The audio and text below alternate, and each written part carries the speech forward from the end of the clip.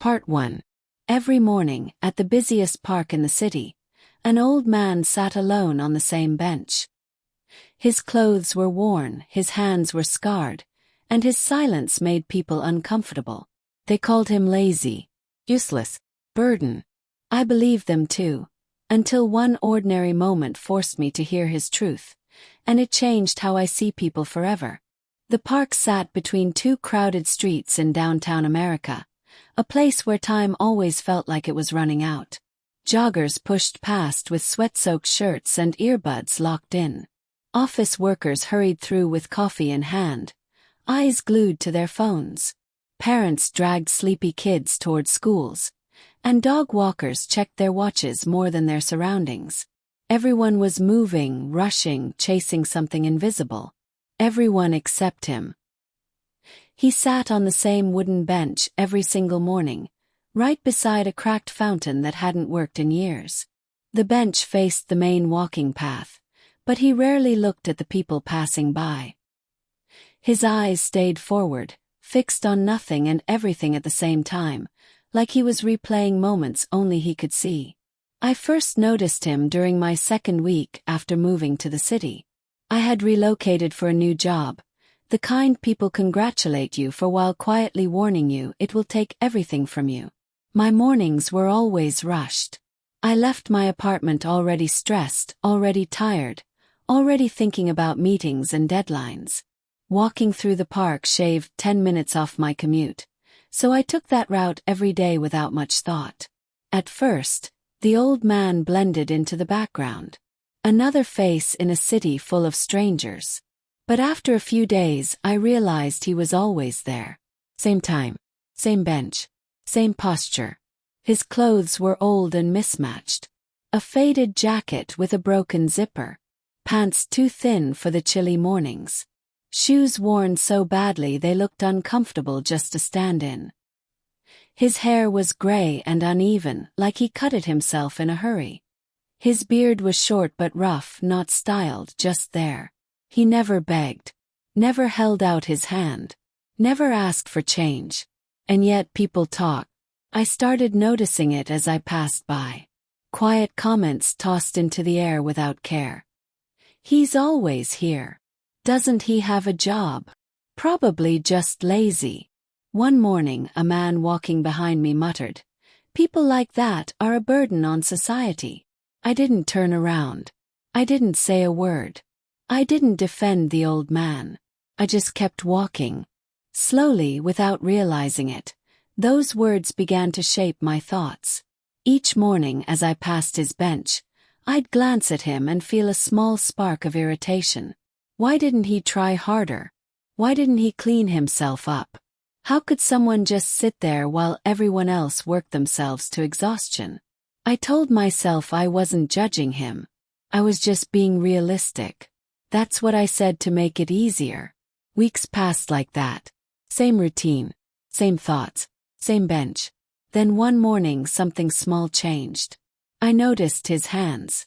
They were wrapped in rough white bandages, the cheap kind you buy at a drugstore. Dark stains had already soaked through the cloth. His fingers looked stiff, like every movement hurt. For a brief moment, I felt concern rise in my chest. Then I pushed it away. Everyone has problems, I told myself. Had my own. That same morning, the park was louder than usual. A street musician played guitar near the entrance. Kids ran toward the playground, screaming with laughter. A woman argued loudly on her phone, pacing near the trees. Then the scream cut through everything. Dark, panic, terrifying. I turned just in time to see a little girl slip free from her mother's hand. She couldn't have been more than 4 or 5 years old. A bright red balloon floated just ahead of her, drifting toward the street that bordered the park. Cars were coming fast. The mother screamed her daughter's name. People froze. Someone gasped. I stood there, my body locked, my mind struggling to catch up with what was happening. Before anyone else moved, the old man was already running. Shocked me. He didn't move like someone weak or broken. He moved with urgency, with instinct. His steps were fast and steady, like his body remembered something his life had taken away. In seconds, he reached the child, grabbed her arm, and pulled her back just as a car rushed past, missing them by inches. The balloon burst under the tires. The park fell silent. The mother collapsed to her knees, clutching her daughter, crying uncontrollably. People rushed toward them. Someone started clapping, hesitant at first. Then more joined in. Applause spread through the park, loud and emotional. The old man stood there, breathing hard. One of his bandages had torn open. Blood ran down his hand and dripped onto the pavement. He didn't smile. He didn't wait for praise. He turned and walked back to his bench. Something heavy settled in my chest as I followed him. "Sir," I said quietly, stopping beside him. "Your hand, you're bleeding." He looked up at me for the first time. His eyes weren't dull or empty like I had imagined. They were calm, clear, tired yes but strong. "I'll be all right," he said. His voice was steady. "I've had worse." Without really knowing why, I sat down beside him. Close I saw the scars clearly. Thick, uneven burn marks across his hands and wrists. Old scars. Deep ones. The kind that don't come from carelessness or laziness. "You saved her," I said. He shrugged slightly. "Anyone would have done the same." I shook my head. "Not everyone did." He looked back toward the park as life slowly returned to normal. Most people freeze when fear shows up. There was a long pause. Then I asked the question that had been sitting inside me for weeks. "Why do you sit here every day?" He took a slow breath. "This place reminds me." "Of what?" I asked. "Of who I used to be." I turned toward him, my chest tight. For the first time since moving to this city, I wasn't thinking about work or time or success. I was thinking about the man beside me, and how wrong I had been. He glanced at my face and gave a faint smile. "You're starting to see it," he said. I swallowed. "I think I judged you." He nodded gently. "Most people do." He looked down at his scarred hands. "They see what's left," he said quietly. "They never ask what it cost." And sitting there, beside a man I had silently judged for weeks, I realized how easy it is to misunderstand someone when you never stop long enough to listen. I didn't know his full story yet, but I knew I was about to hear it. Part 2. He stayed quiet for a long moment after that. His eyes still on the park, watching people pass as if nothing extraordinary had happened. Joggers resumed their pace. Parents comforted their children. The street musician started playing again, softer this time. Life moved on quickly the way it always does. I stayed seated beside him, unsure whether to speak or wait. Something about the way he held himself told me this wasn't a man who liked pity or attention. Whatever story he carried, it was his to offer, not mine to pull out. After a while he spoke. "I used to sit on benches like this after long shifts," he said quietly. "Back when my body didn't ache just from standing up." I turned slightly toward him but didn't interrupt. "I was a firefighter," he continued. 26 years. Station 14, West Side." The words hit me harder than I expected. I looked at his hands again, at the scars I had noticed but never understood. Suddenly they made sense. The stiffness, the burns, the way he'd moved without hesitation when the child ran toward the street. You were a firefighter?" "Yes." He nodded. "Most of my adult life." I didn't know what to say. The image in my head didn't match the man beside me. Firefighters were heroes. Strong. Respected. The people kids waved at and adults thanked. Not men whispered about on park benches. "I joined straight out of high school," he went on. "Didn't have money for college. Didn't want it anyway. I wanted to help people. Thought I was invincible back then." A faint smile crossed his face, then faded.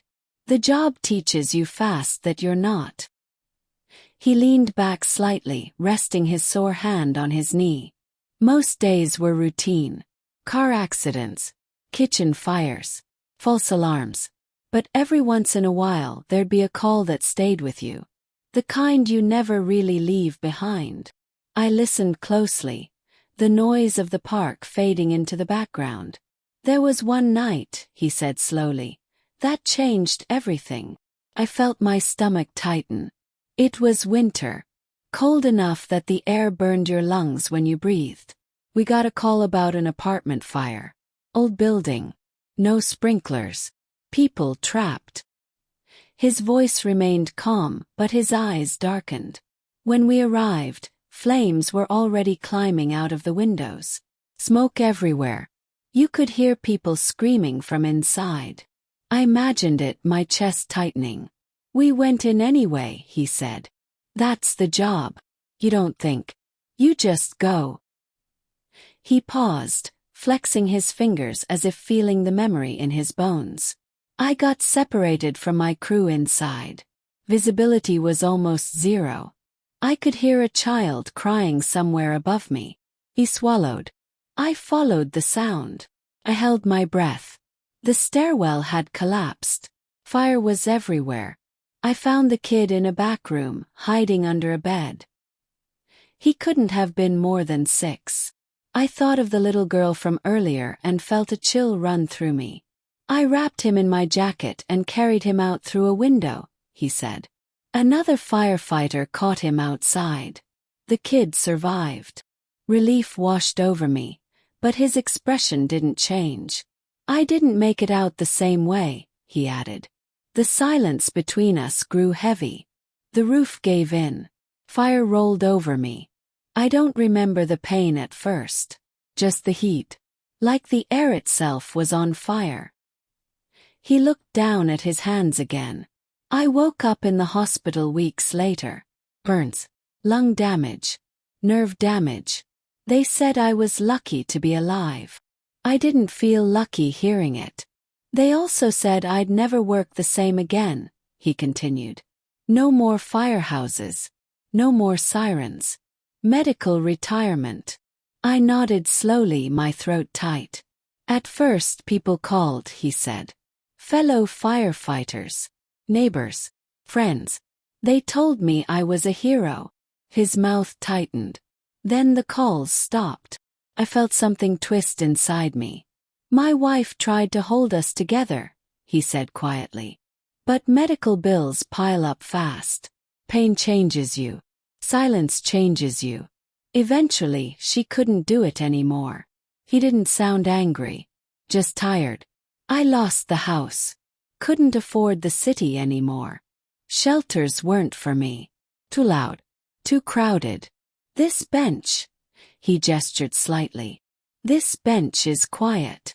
I stared at the ground, shame burning in my chest. All those mornings I'd passed him. All those thoughts I'd had. Lazy. Useless. Burden. He had run into fire while people like me ran late for work. I don't sit here because I've given up, he said, as if reading my thoughts. I sit here because it reminds me I still exist. I swallowed hard. People say things, I admitted. About you. He smiled faintly. I know. They're wrong, I said. He looked at me, then really looked at me. People usually are. They judge what they see. They don't ask what happened before. I felt my eyes burn. I judged you too. He nodded. That's human. A couple walked past us, laughing, unaware of the story unfolding beside them. I don't blame anyone, he said. I just wish they'd stop deciding who someone is without listening. The park felt different now. Quieter. Heavier. I looked at his hands again, at the scars that told a story no one ever asked about. And for the first time I understood how dangerous a quick judgment could be. Part 3. We sat there for a long time after that, not saying much. The noise of the park drifted around us, but it felt distant, like we were sitting inside a bubble the rest of the world couldn't touch. People walked by, laughed, argued, checked their phones, completely unaware that a man who once ran into burning buildings was sitting quietly on a wooden bench, barely noticed. I kept replaying his words in my head. I sit here because it reminds me I still exist. That sentence hit me harder than anything else he'd said. I thought about how many times I had passed him without really seeing him. How many times I'd lumped him into a category based on a glance. How easily I had accepted what others whispered instead of questioning it myself. "I'm sorry," I said finally. The words felt small, but they were honest. "For judging you. For not asking." He looked at me for a moment, then nodded. "You listen now. That counts for something." I exhaled slowly. "Does it ever get easier?" "Yes. Living with all that." He considered the question. "Some days," he said. "Other days not so much. Pain has a way of reminding you what you've lost. But it also reminds you what you survived." I let that sink in. A man jogged past us, slowing down briefly to glance at the old man's bandaged hand, then speeding up again. I noticed it this time. Quick look. The silent assumption. I wondered what story the jogger had just written in his head. "I used to think strength looked a certain way," I said. "Like success. Or money. Or having everything together." He smiled slightly. "Strength is getting up when your body doesn't want to," he said. "It's choosing not to be bitter when life gives you a reason to be." I nodded, feeling something shift inside me. We talked for a while longer. About small things. The weather. The changes in the city. The way people seemed more connected to screens than to each other. He told me his name was Frank. Simple. Solid. It fit him. When I finally stood to leave, I hesitated. "I come through here every morning," I said. "If you don't mind, I'd like to sit with you again." Frank looked up at me, surprised. Then he smiled. "I'd like that." That evening I couldn't stop thinking about him. His story followed me home, into my small apartment, into the quiet moments where I usually distracted myself with noise. I kept seeing his hands, the scars that spoke louder than words. I kept hearing the way he said people decide who someone is without listening. The next morning, I left my apartment earlier than usual. The park was still waking up. The air was cool and quiet, the sky painted with soft colors. Frank was already there, sitting on his bench. "Morning," I said. "Morning," he replied, his voice warm. I sat down beside him, and for the first time, the bench didn't feel like a place of judgment. Felt like a place of connection. Over the next few weeks, that bench became part of my life in a way I never expected. Some mornings we talked. Other mornings we just sat in silence, watching the world rush by. I learned that Frank loved black coffee and hated how the city had taken down most of the old trees. He learned that I worked too much and slept too little. People noticed. First they just stared. A young professional sitting beside an old, poorly dressed man didn't fit the picture they were used to. Some slowed down as they passed. Some whispered. One morning a woman stopped and offered Frank a few dollars. He smiled politely and shook his head. "Thank you," he said. "But I'm all right." She looked confused, then walked away. Another day, a man scoffed as he passed and muttered something about wasting time. I felt anger rise in my chest, but Frank simply watched him go. "Let it be," he said quietly. "You can't change everyone. Just yourself." I realized then that my change wasn't loud or dramatic. It wasn't a speech or a confrontation. It was quieter, slower. But it was real. I started noticing others differently too. The janitor in my office building. The woman who always sat alone on the bus. The man asking for change outside the grocery store. Instead of looking away, I started looking closer. Everyone had a story. One morning, as we sat on the bench, Frank winced as he shifted his position. "Rough day?" "Yes." He nodded. "Cold makes the nerves act up." I hesitated, then said, "I could bring you gloves. Or better bandages. If you want." He studied my face, then nodded. "That'd be nice." Felt small, but it mattered. A few days later, I brought him a pair of thick gloves and some proper medical wraps. He accepted them quietly, his eyes shining just a bit. "Thank you," he said. "You didn't have to." "I know," I replied. "But I wanted to." That was when I understood something important. Kindness wasn't about fixing someone's life. It was about acknowledging it. As we sat there, watching the park fill with people, I thought about how easily I could have gone on judging him. How close I came to missing his story entirely. I wondered how many other stories I had already missed. Frank looked at me and said, "You see people differently now." He nodded. "I do." "Good," he said. "That means this wasn't for nothing." I didn't fully understand what he meant then. But I was about to. Part 4. Winter arrived quietly, almost without warning. One week the mornings were cool and manageable, and the next, frost coated the grass and the air bit at your skin. The park changed with the season. Fewer joggers came through. Parents bundled their kids in thick jackets. The benches stayed cold and empty longer in the mornings. Except for ours. Frank still came every day. Sometimes he wore an old knit cap pulled low over his ears. Other times, he wrapped his jacket tighter and rubbed his hands together for warmth. The gloves I'd brought him helped, but the cold still found its way into his bones. One morning I noticed he was shaking. "You okay?" I asked, sitting down beside him.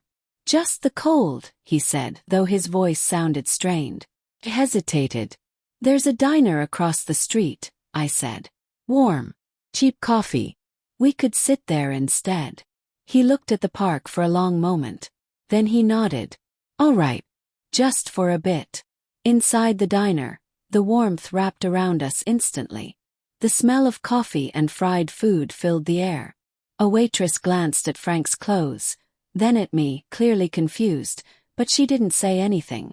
She brought us 2 cups of coffee and left us alone. Frank held the mug between his hands, sighing softly.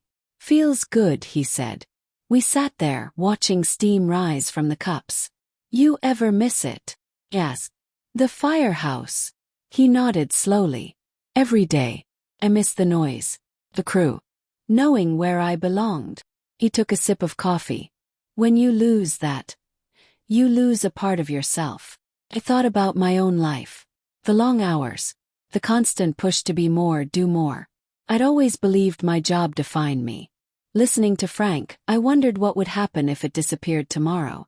When we left the diner, the park looked even colder than before. Frank paused near the entrance, staring at the benches. "I won't be here tomorrow," he said suddenly. My chest tightened. "Why?" "I've got a meeting," he replied. Social worker finally called me back. "There's a veterans housing program I might qualify for." I smiled before I could stop myself. "That's great." He nodded, but his expression was cautious. I've learned not to expect too much. The next morning I walked through the park alone. Frank's bench was empty. For the first time since I'd known him, the silence felt wrong. I realized how much that bench and that man had changed my mornings. Days passed. Then a week. I checked the bench every morning, hoping to see him. It stayed empty. I told myself this was good news. That he was moving forward. That he didn't need that bench anymore. But part of me worried. 2 weeks later I saw him again. He stood near the fountain, wearing a clean jacket I hadn't seen before. His hair was trimmed. His posture was straighter. "Frank," I said, barely hiding my relief. He smiled. "Told you I'd be back." We sat down. "They approved me," he said. "Temporary housing. Not fancy. But it's warm. Safe." "That's amazing," I said. "It's a start," he replied. As we talked, a small group of kids walked by with their teacher. One of them pointed at Frank's hands. "What happened to you?" the child asked, curious and innocent. Before I could react, Frank smiled gently. "I was a firefighter," he said. "Sometimes helping people leaves marks." The child nodded, satisfied, and walked on. I swallowed hard. That moment stayed with me all day. A child had asked the question adults never did. not out of judgment but curiosity. Later that week, something unexpected happened. I was running late and cut through the park faster than usual. As I passed Frank's bench, I saw a man yelling at him. Angry, loud, accusing him of loitering and being a problem. My heart pounded. I stepped in without thinking. "He's not bothering anyone," I said firmly. The man scoffed. "People like him don't belong here." Frank stood slowly. "It's all right," he said to me. But I couldn't stay silent. "He's a retired firefighter," I said. "He saved lives. What have you done besides judge?" The man stared, uncomfortable now. After a moment he walked away. Frank looked at me, surprised. "You didn't have to do that." "Yes," I said. "I did." As we sat back down, I realized something had changed. Not just in me but in how I carried myself. I wasn't just listening anymore. I was speaking up.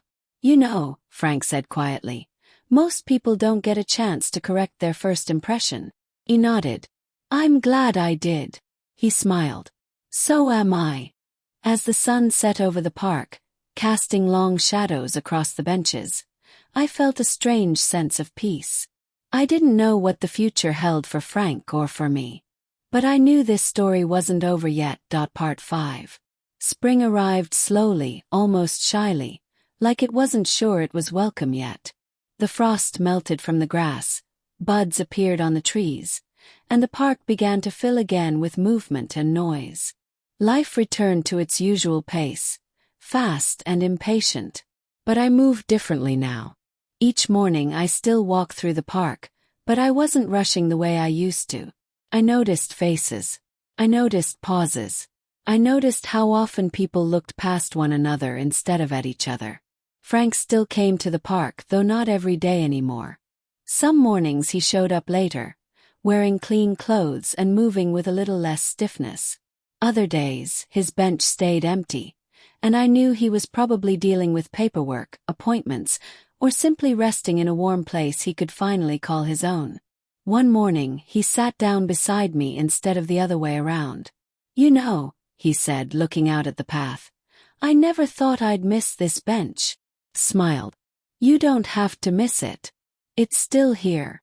He nodded. "Yeah, but it feels different now." "So do you," I said. He chuckled softly. "Maybe." We watched a group of people pass by. A businessman talking loudly on his phone.